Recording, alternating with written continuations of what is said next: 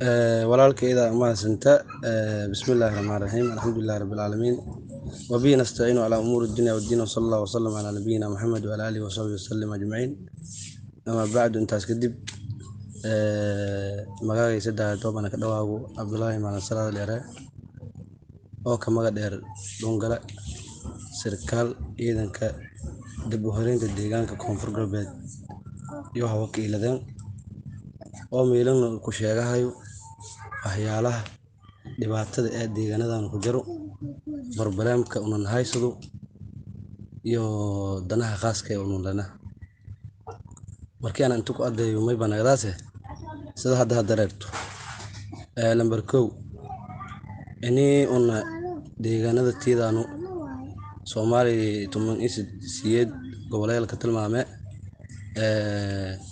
hadda sadiida gobol oo Koonfur Galbeed ah dhibaato fara badan ee ciidan ku jirta lankastee dal ii dibad roogo ama maxay tiri aan oge. Marka barnaamijkaasi ayaa yaa daba roogna walajeedkana intaas deegaanka horeysay howlgalkaas oo leenka maga dari hooy oo raalahaw ani meel kala seeday anoo deegaanka erago ani meel kala seeday hooy oo raalahaw intaas oo aan kala jeedo aan oo dawladnimo raadiyay walwalba aan barbaram kasta aan ka adkaysaday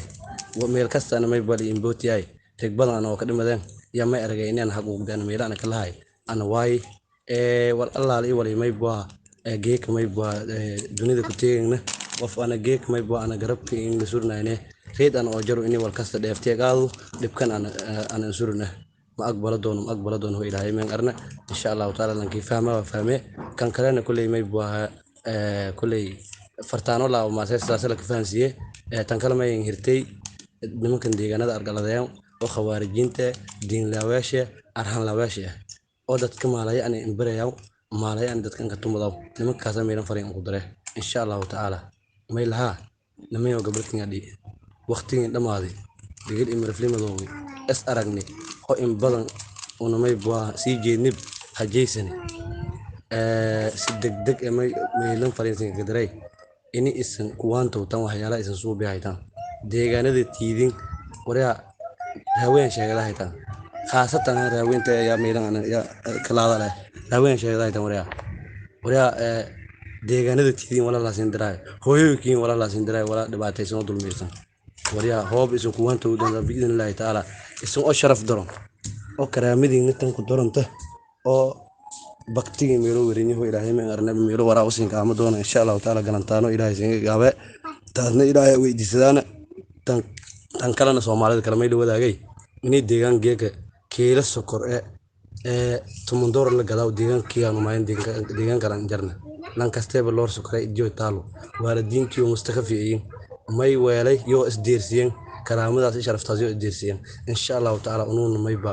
fadaane inay nolol la isku feyle waalidiintii aanu istareeyada sida uu maalin kasta dabkan ka jarno deegaanka kiyaanu murayso wayn laakiin madaxda tiidana ku warsugaanay yoona isku keen dhiga tareen si kaste fariin gadarni si kaste aan la hadalni lan kastaba may baa mukeefka labaati ko jeesidi koolkan ay dhigaysadi biidinilaahi taala lankii dhiig leh madaxda iyo dhan wada dhan dad dhiig leh ka jara may ku faday ini inta dhaqsaleen ugu jawaabto ini howlgalkan oo leenka maga dari hooyo oo raalahaw ani meel kala ambahay anoo deegaankay injeedo iyo meel kala ka dhimaday hooyo oo raalahaw noolana ya deegaankaanu ya ambaahna wal Soomaaliya ka dumiyay mudan wal oo qaranka la ka arqaladay mudan may wadane ini deegaanka kiyan horeysano dalkan difaacno una istawalan qabsay wala raw gaamo wada jira gooyaan una qabsano sida deegaanada kala bileen ku horeysay hada wa salaam wallahu yaqulu subhanahu wa ta'ala a'lam wassalamu alaykum wa rahmatullahi wa barakatuh.